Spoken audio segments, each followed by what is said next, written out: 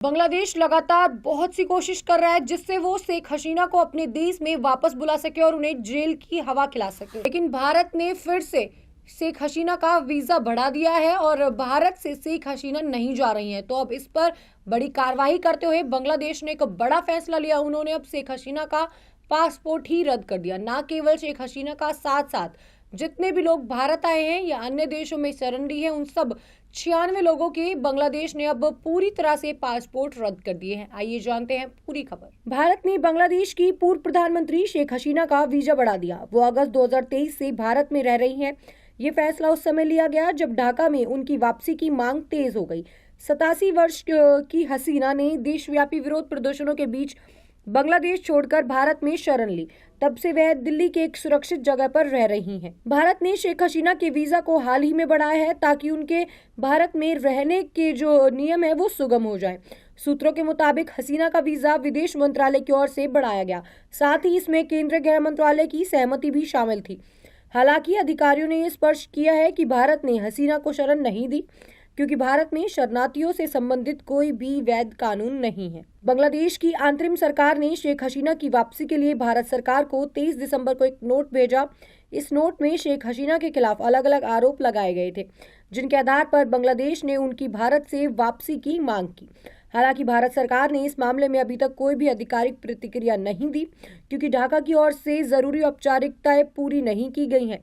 बांग्लादेश ने हाल ही में 97 लोगों के पासपोर्ट रद्द किए, 96 अलग और एक शेख हसीना, जिनमें शेख हसीना के भी नाम शामिल है। इन व्यक्तियों का आरोप है कि वे जुलाई में हुए विरोध प्रदर्शन के दौरान गायब होने और हत्याओं में शामिल थे। बांग्लादेश के अंतर्राष्ट्रीय अपराध न्यायाधिकरण के 6 जनवरी को हसीना के खिलाफ गिरफ्तारी वारंट जारी किया, जिसके बाद हसीना और 11 बाकी लोगों को गिरफ्तार कर फरवरी में न्यायाधिकरण के समक्ष पेश करने का आदेश दिया गया था। बांग्लादेश की राष्ट्रीय स्वतंत्र जांच आयोग के प्रमुख major general LM Fazlur Rahman ने हाल ही में कहा कि आयोग के सदस्य भारत जाकर शेख हसीना से पूछताछ करना चाहते हैं। ये पूछताछ 2009 में बांग्लादेश राइफल्स की ओर से 74 लोगों की हत्याओं के मामले की जांच लगातार जारी है। हालांकि भारत सरकार ने अभी इस बारे में किसी भी प्रकार की आधिकारिक जानकारी नहीं दी। शेख हसीना के बेटे साजिब वाइजाद जॉय ने अगस्त में इन अफवाहों का खंडन किया कि उनकी मां ने भारत में शरण के लिए आवेदन किया। ये उनका वीजा रद्द किया गया। भारत के विदेश मंत्रालय ने भी इस मामले पर टिप्पणी करते हुए कहा कि ये शेख हसीना पर निर्भर करता है कि वे भविष्य में क्या कदम उठाएंगी। मंत्रालय ने कहा कि भारत का इसमें कोई भी विशेष रोल नहीं है और ये पूरी तरह से शेख हसीना की इच्छा पर निर्भर करता है कि वो भारत में ही रहना पसंद करेंगी या फिर वो वापस अपने देश बांग्लादेश में जाना चाहती है। लेकिन लगातार बांग्लादेश में हिंदू विरोध प्रदर्शन चल रहा है, हिंदुओं के साथ नाइंसाफी की जा रही है, हिंदुओं के साथ गलत व्यवहार किया जा रहा है। इस वजह से वो फिर से शेख हसीना को बुलाना चाहते हैं, क्योंकि वो शेख हसीना को फिर से एक बार और जेल की हवा खिलाना चाहते हैं।